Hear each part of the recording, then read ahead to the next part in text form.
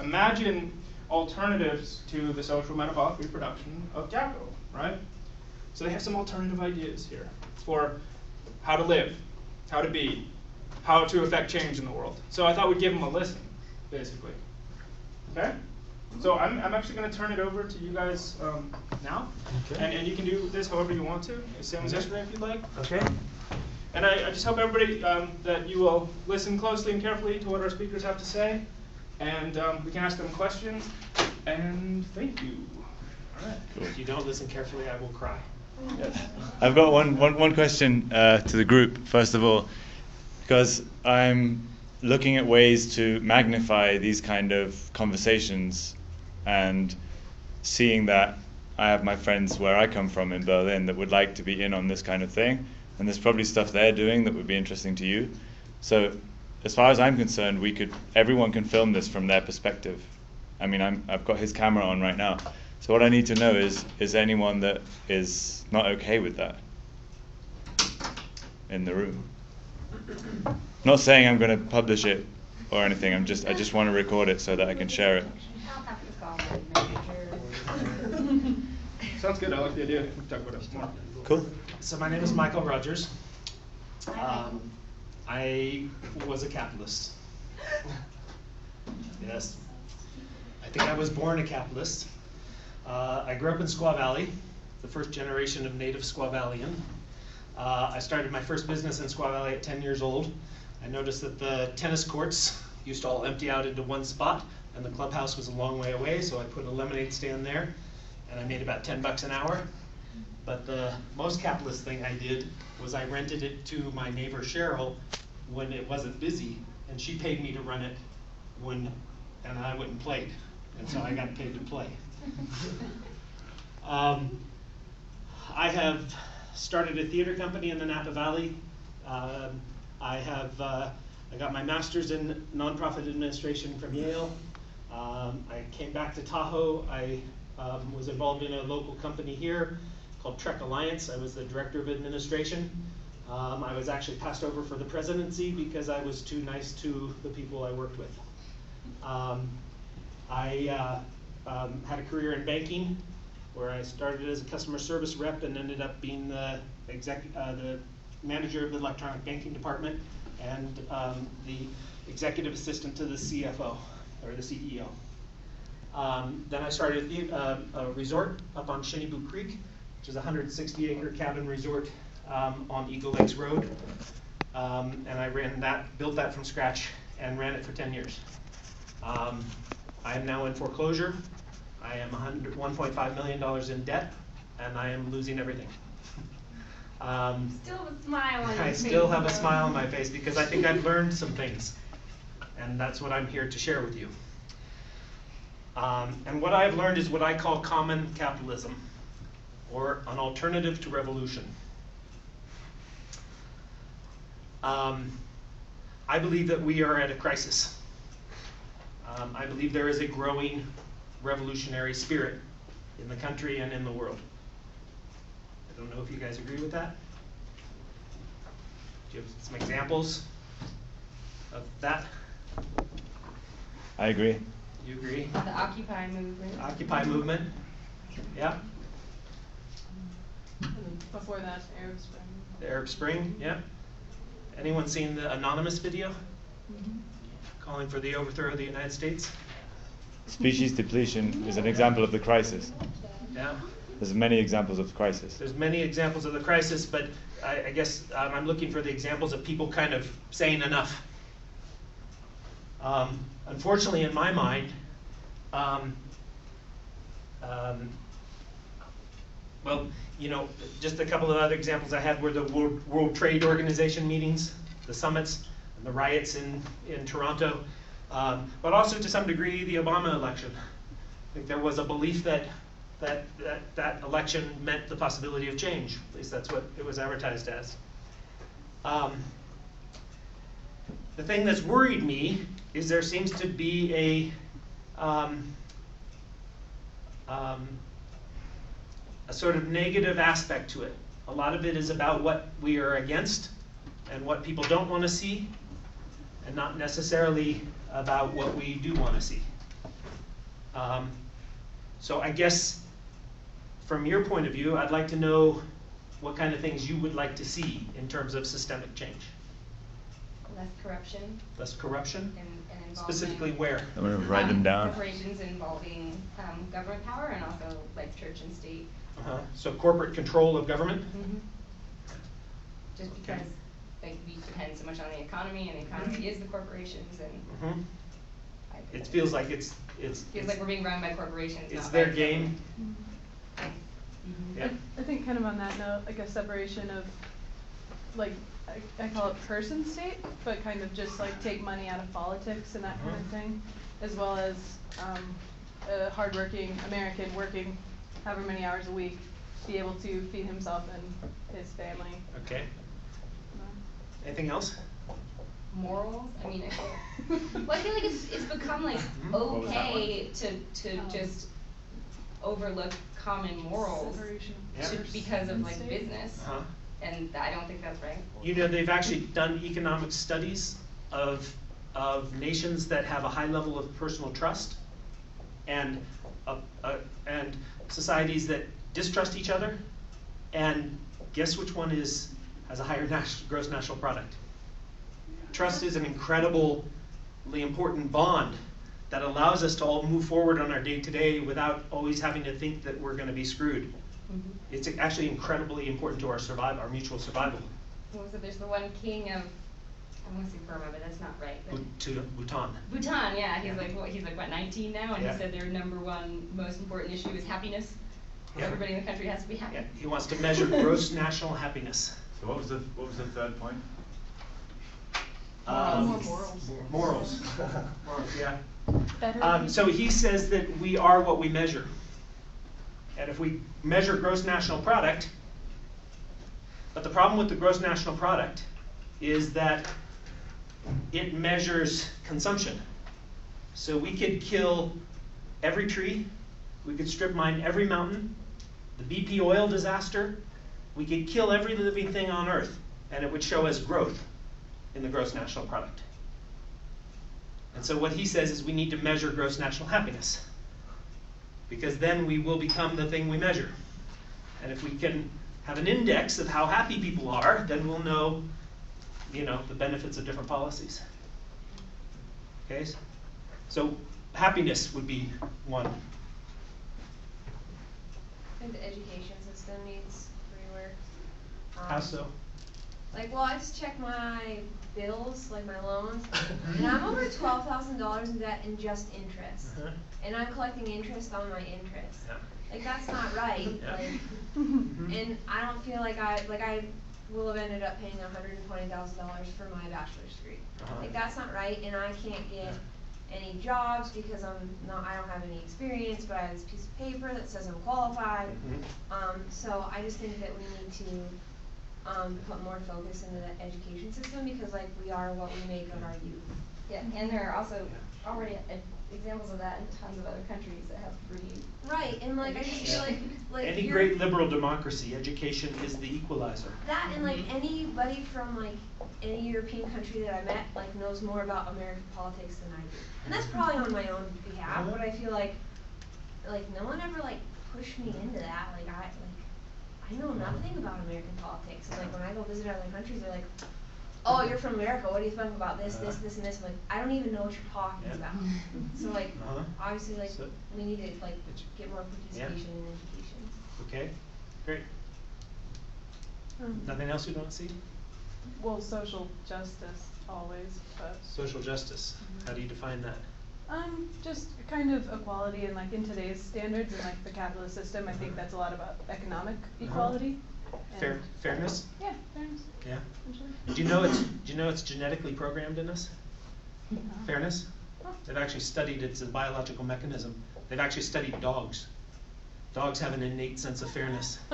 They did a test where they gave a dog a treat to do a trick, and he was happy to do it. He was jazzed. Right? Then they had another Did they have dog. my dog?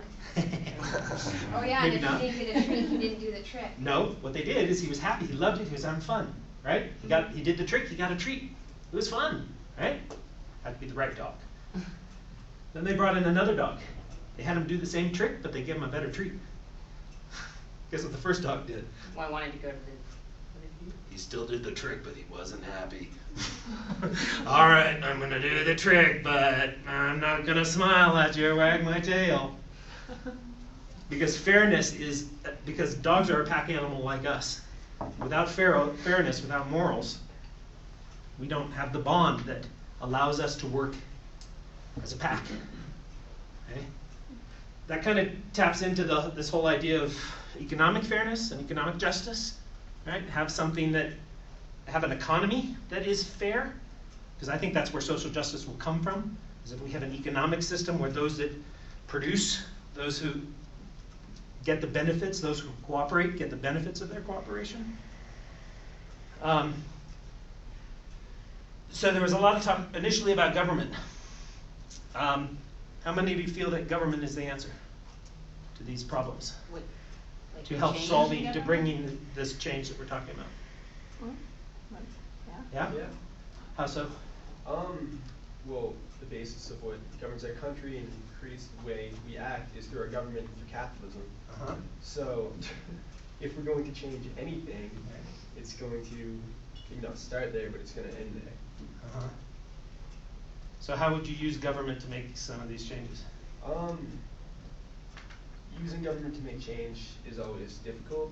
Uh-huh. I personally look at the Occupy movement. Uh-huh. It's relatively strong. It has a lot of participation. Mhm. It has a very large mass. It's Right. not really, I don't know, they're not really focused on anything. Right. If you think about it, like you can go there and talk to people will talk about the environment, people will talk about the government, people will talk about all these things. Right. And they're all important. But I think that if someone could focus this power and become a part of the government Make it that politically isn't, active? yeah, that isn't, or it is politically active, but become a solid part of the government, because Congress, all these things. What I've heard from the Occupy movement is that they want nothing to do with politics. And I They think say the that's the whole problem. game is rigged and they don't want to be promoting candidates, they don't want to. But then what are you gonna do? Are you gonna overthrow the government? Gonna occupy A lot of village. people are talking about that. And there's a difference between supporting politics and then supporting a just government. I mean, Mhm. the only thing is that if our government is around a capitalist system, Uh-huh. you have to change the system. Like, So some people in the Occupy movement would point to the local vote, the recent vote on oil subsidies, right? So we subsidize the most profitable corporations in human history, who are having their most profitable times ever, and we give them subsidies. 72% of Americans think that's not a good idea, but we can't pass it through Congress.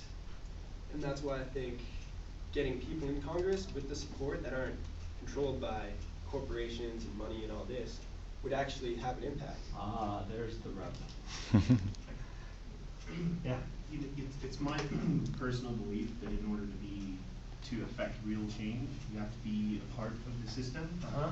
in order to sort of dissect it from within and kind of make it transform and change. Uh-huh. So, for example, if you want to get a high-paying job in today's world, you pretty much can't have big earrings in your ear, you can't have, big tattoos, those kind of things, because you need people to take you seriously. Uh-huh. If you're not taken seriously by people, then you're never ever going to affect real change. And that's the problem with the Occupy movement, is that there's no real structure that can actually change anything. People just, the older generation, or the sort of my senior generation, won't take you seriously, and guess what? They're in power. So in order to affect real change, you have to become a part of the system and change it from within. And I think that's what he's saying, is that you have to. So the year is 1765. Mhm. I'm King George. Uh-huh. How are you going to get me to give the colonies liberty? Well, I'm going to do exactly what we did, which was revolt against you and That overthrow you. that wasn't from within. But it actually was, because the people that were at the top, or the people that were kind of creating and sparking that revolution, were actually very much involved in politics and government at that time. They were very involved. But they divided. They did. You had the loyalists. True. I mean, Benjamin Franklin's a perfect example. Mhm. He and his son were on two sides of that war. True. But what came out of it was this genius system that we use currently. Mhm. And the root and the basics of that system of the American government is actually, the core of it is actually really solid. And the foundation of it, what's happened is we've just sort of gone corrupt because of lobbyists, corporate interests, and all of that other stuff. If you can eliminate corporate interests and eliminate sort of the corporate power from the system, which you can only do from within by running for government, becoming a senator or whatever, getting your place in there and affecting real change. That's the only way we can really do it. Most of the people who were the founding fathers of America spent over 50 years trying to do that. And they came to a point where they said, we cannot. Britain will never give us our freedom. We cannot get them to understand how much of a greater colony will be if they let us govern ourselves. That it's a monarchy, and the monarchy does not want to give up power. And no matter how much we work with them, no matter how much we wear the powdered wigs and look like them and act like them, they will never give us power. This is true, but we're not there now. We now have social media. We have look at you know what happened in Libya and all the other countries that overthrew or have taken over everything because of just social media itself. Okay. We as individuals are larger us. So we can in fact change the world through through me, through you, through anybody. We can, but there has to be some sort of structure to coordinate that effort. So I guess what I'm challenging is, can you create an alternative structure that does decide to go against the dominant structure? So we created a colonial government to actually fight the monarchy, because we came to the point where we felt that the monarchy would never give us liberty. And in fact, they became more and more oppressive the more we asked for it. Yes, through the current system, you can change the government. So because our government is set up in such a way that it can be changed. Okay. It can be changed. It was designed to change and grow over time, which is not to say that it's grown in the right way. It just means that we can return it or change the way that we do things. We can stand up as an I and a collective we or us. We can definitely do that. And movements like the Occupy movement have their hearts in the right spot, but there's no leadership or organization. And what is fair to you, you were talking about fairness, right. What is fair to you may not be fair to me, and that is Oakland's the an example. And when they closed down the port, all the truckers said, we're just trying to support our families. Right. Why are you putting us out of business? Exactly. The little shopkeepers who got their windows broken, they said, I can't afford my insurance deductible. Yeah, you need to have, there has to be some sort of structure. I mean, period. I mean, and that's not, doesn't have to be an elected structure. It can be we can go back in time and take some of the things that we've learned over through all of the great civilization and apply it to this current. Nice segue. I guess the point I'm challenging is, though, sometimes you cannot work within a system. Sometimes the system itself is so corrupt that you actually have to create an alternate system.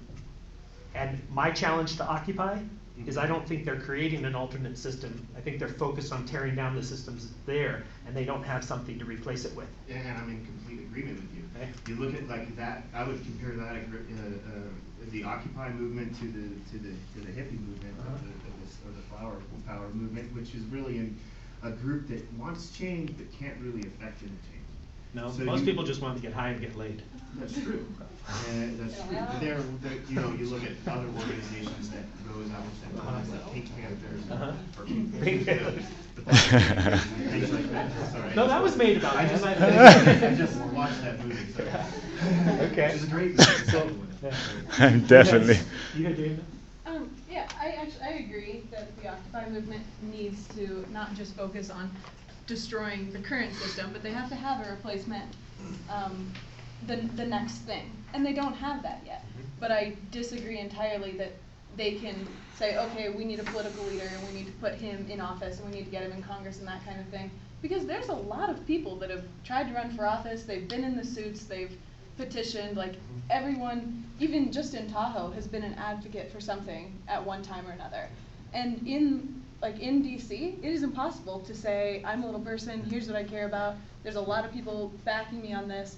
It's novelty versus the norms that they've established. Like, it's not the tattoos, it's not the gauges, it's not the sweaters and big glasses. It's, you know, it's just the fact that we're coming with a new idea, or we're asking for new ideas to be implemented when it's challenging what is tradition. And So- that's what needs So to be I ran overcome. for supervisor in Nevada County. I'm actually on the ballot.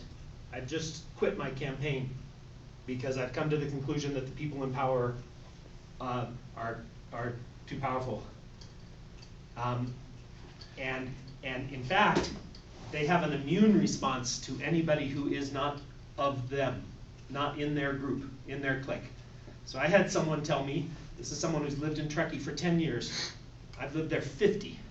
And he had the audacity to tell me that the reason why they opposed me is because they didn't know who I was. Well, that's, They I think didn't that's get to kind of know my who you point. were. That's kind of What he meant is you're not in our clique. You're not in our club. That's exactly what I'm saying. Yeah. Why can't you be a part of that club Yeah. and still be different and affect real change? Because they carefully screen you to make sure you're Click. exactly. They have an like them. immune, they have antibodies. Obviously, there's a reason if he wasn't invited into the club at that one point right there. Well, I mean, I tried to do that when I tried to become president of Trek Alliance. But they knew that I was not noble. They knew that I was not someone willing to rule. I was someone who wanted to collaborate. So I think they have a highly sophisticated immune system, but I wish you luck. oh yeah. Yeah. I'm very happy with the conversation is right now, but I was wondering, if, because we do have kind of Okay. limited time, if you Yeah. might want to discuss some of the ideas that you have about Okay. Right, yeah. I'm getting right there. Yeah, okay. But I was trying to engage in a bit more Yeah, dialectic this time. absolutely, Okay. So You here have we are. about 15 minutes. 12 words that changed my life. They were said by Akito Morita, the founder of Sony, about 25 years ago. What he said, that nations are a dying industry. Corporations are the structures of the future. Peter Jennings got a nervous little laugh and said, what does that mean, we're going to pledge allegiance to the flags of corporations? Ha ha ha ha ha. Peter Morita didn't get the joke. He just simply nodded yes. I believe we are in the age of the corporate state. I believe they have privatized our government. They have privatized our education system. Because the current dominant corporate system is capitalism. And the core tenet of capitalism is what's called tragedy of the commons. Anything owned in commons will be destroyed, will not be utilized, and therefore you have to privatize everything. And I believe they have now reached the point where they have privatized almost everything. We can't even speak in public anymore because there are no public spaces. Right? We don't have a common, which in New England is that green place in the middle of town where people used to get up on soapboxes and talk. Now it's a mall, and that person can tell you to go away. Okay? So, if corporations, I don't know if you agree, but I believe that corporations are the center of the problem. I believe we have a basic functioning democratic system that could work if we got mobilized, or if we could fight the forces of power, or vote for people just not because of their brochures looking all slick, but because we actually know what they believe in. So do you share that opinion? Corporations really are the power. Was it? So then we have Response to. right there. Huh? No, I just said I do. Oh, you do, okay. Sorry. So we have to analyze the dominant corporate system of capitalism and what are its strengths and weaknesses.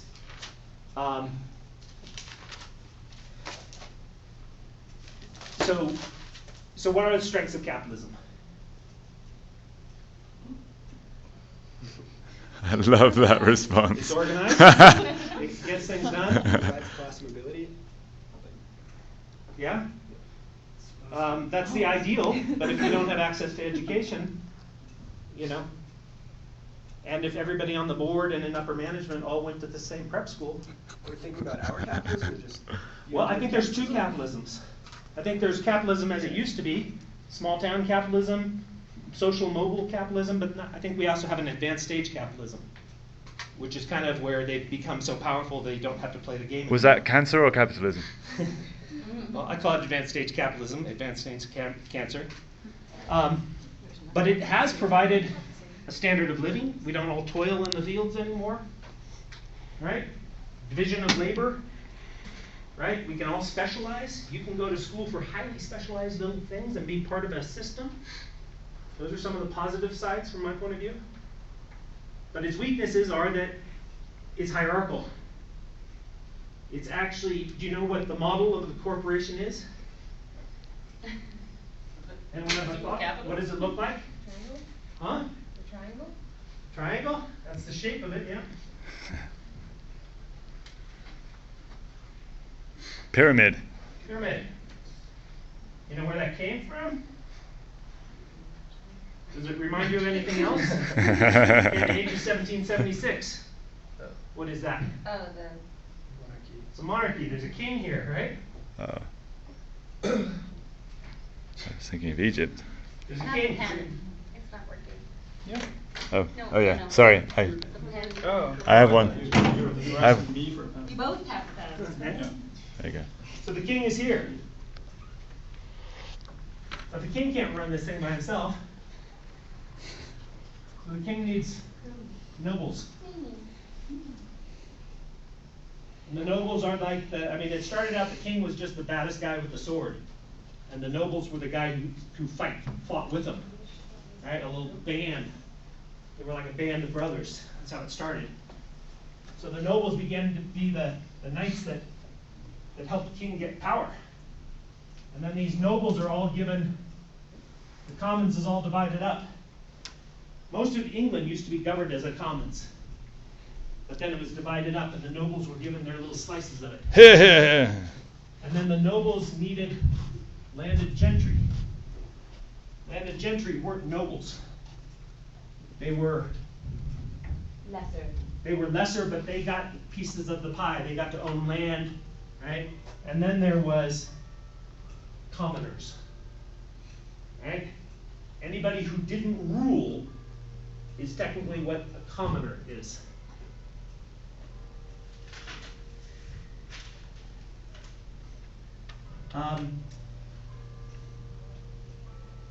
Now the thing is, this is so ingrained in us.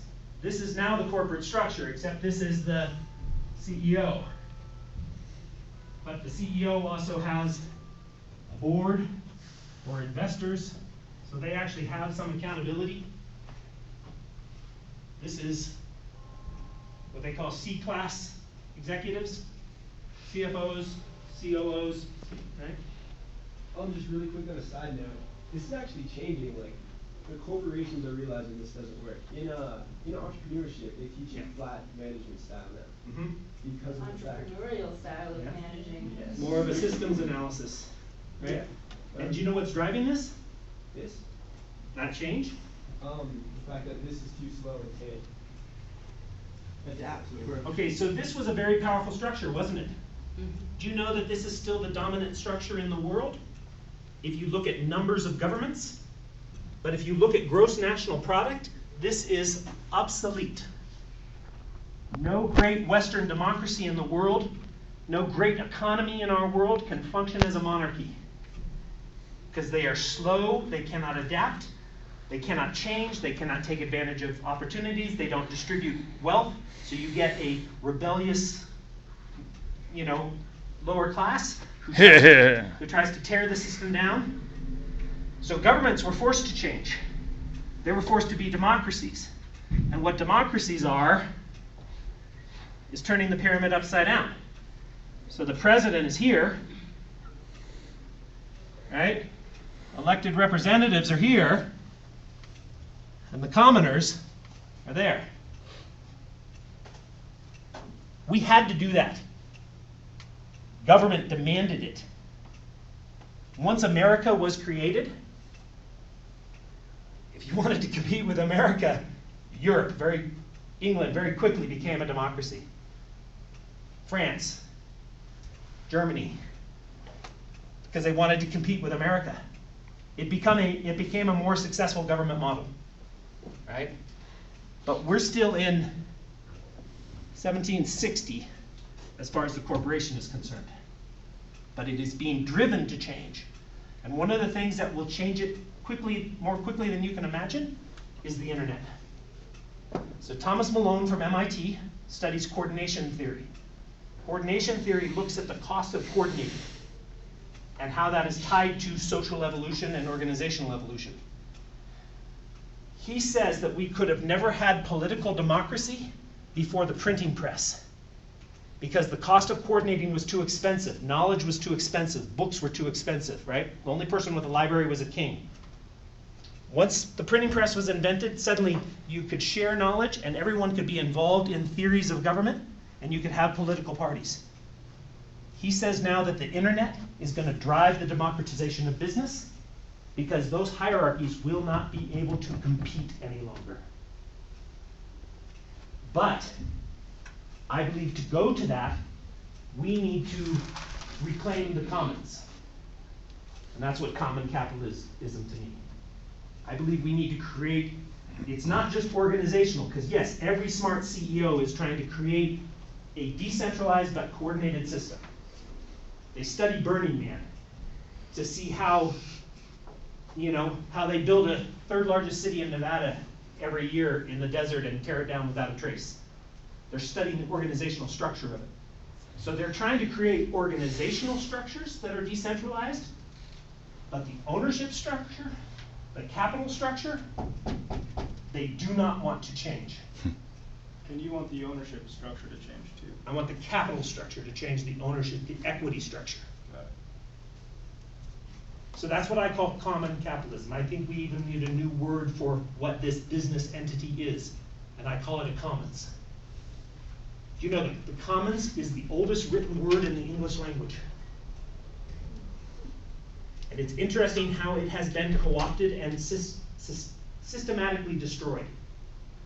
Isn't it ironic that a noble is considered sophisticated and good, and common is considered low and uneducated? It turns out that we need to reclaim those words. Noble is actually hierarchical, authoritarian, brutal. Common is actually sophisticated, decentralized, loving, moral. And so that is the thing that I'm suggesting, is that I would repeat the question I asked you yesterday, which Okay. is, under the new structures you're proposing, where is the wealth coming from ultimately? I think in our system now, as I had taught the class, the ultimate source of wealth is exploitation of labor funneled through private property. Where's wealth coming from in what you propose? I am not a radical. I am not a revolutionary. Right. I am an evolutionary. I am trying to change as little as possible. I'm trying to change the basic power structure, but keep the structure in place. So I believe capital will be accumulated in the same ways and same manners it always has been, but with more participation because everyone knows they have a stake in the benefit. So like a community-owned or a co-op, some sort of co-op business. The problem with co-ops, in my point of view, is that they come from a tradition of collectives and Soviet and socialist tradition. The biggest problem to them organizationally is they end up, they tend to be collaborative, but they end up being hierarchical. So how do you keep it from being hierarchical then, if that's the natural way Eleanor to- Ostrom. Okay. Eleanor Ostrom has studied the commons.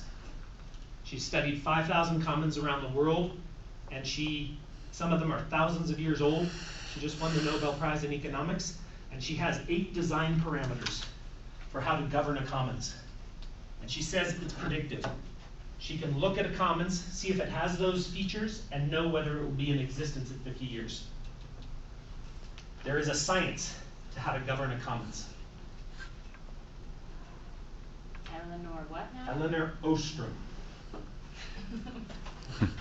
And guess what those 8 parameters are?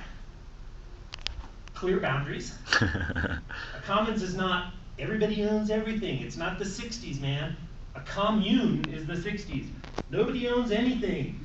Come on, hey, But it turned out one person's name was on the deed, right? So they actually did own that property. And they tended to sometimes have their will, right? So a commons is something with clear boundaries. It's also decentralized but coordinated. So it's non-hierarchical. It's managed at the lowest level as possible. Complex commons have nested authorities, right? So like Burning Man is a nested authority. Nobody tells people what to build in their camp or what to bring as a gift. People have autonomy to make those decisions together. You've got 1 minute. All right. So I believe capital will be accumulated in the same ways and in many of the same mechanisms. It's just how that capital is governed once it's accumulated. So I don't want to change the way capital is accumulated. I want to change who decides what to do with it, and how it is reinvested, and who it serves. And put the chief back in chief executive officer. But I don't know how other people can decide how you spend your money. Say, I, bust my ass in some corporation to make all this money, and then somebody else tells me how to, what to do with it. I just feel like you're gonna get a lot of people that are no longer motivated to make that money if they can't decide what they wanna do with it. That's the problem of communism. And I believe that's an organizational flaw. With correct organizational design, everyone feels empowered. Right. But that's And more they of a know state of mind change, and I think that's one of America's biggest problems is just state of mind. You have to change the minds of every American. This maybe could be where you can segue to me. Okay. I believe that this is the most complicated thing that human beings will have ever done. Right. And So it do is I. going to need the most highly evolved people to do it. Right. Yeah, that's my whole thing is I think a lot of it is America, we want change, but I think also deep down we don't really want change. I think America likes to be kind of told what to do and how to do it and whatever, and You mean people? the people Could you just film this for a second? So Me? I think it's more of a state of mind change that you need first. You're welcome. So I think, Does that happen to you every day? I just think it's a mindset. guess what? Evolution is not for everybody. Right. It should be. Talk to the short-necked giraffes. Evolution is a choice. Right. And quite frankly, I believe when a commons is built by visionary evolutionary leaders, those people who don't quite understand it will just be going, can I have a job? But they will not be leaders. Right. The problem with communism and socialism to me is it denigrates leadership. I believe a well-managed commons will have great leaders. And they will be leaders because they've demonstrated the way you become a chief in an indigenous society is not being the strongest, the fastest, it's being the one who is of most service, that people feel is the one looking out for everybody. And many of those people don't need to know the design. All they need to know is, hey, guess what? We got the capital, we're building this thing, we've got 4 jobs, you want one? Oh, by the way, you get to vote for CEO. And if you don't know any of those guys, I know them. And none of them are worth anything, but this girl over here, she's really smart. And I think you should vote for her. Right? Yeah, totally. And then you don't need to know anything. You just like me, I gave you a job, I give you my advice on who to vote for, and as soon as you waken up to your own power, you may decide to vote for one of the people over there. Yeah, and that's why I think education is important, because I think Yeah. a lot of people just kind of mindlessly go through. I believe a commons will be a relentless educational organization, a constant learning environment. I agree. I think it's important. I think we'll actually hire people just to be internal corporate commons educators. So that's my spiel. Did I cover the points you wanted me to? Or? Well, I just wanted you to say what you wanted to Okay. say, and I know that you covered a lot more. It was yesterday much different. in the first 10 minutes. I just was worried that you'd run out of time. Yeah. So it's all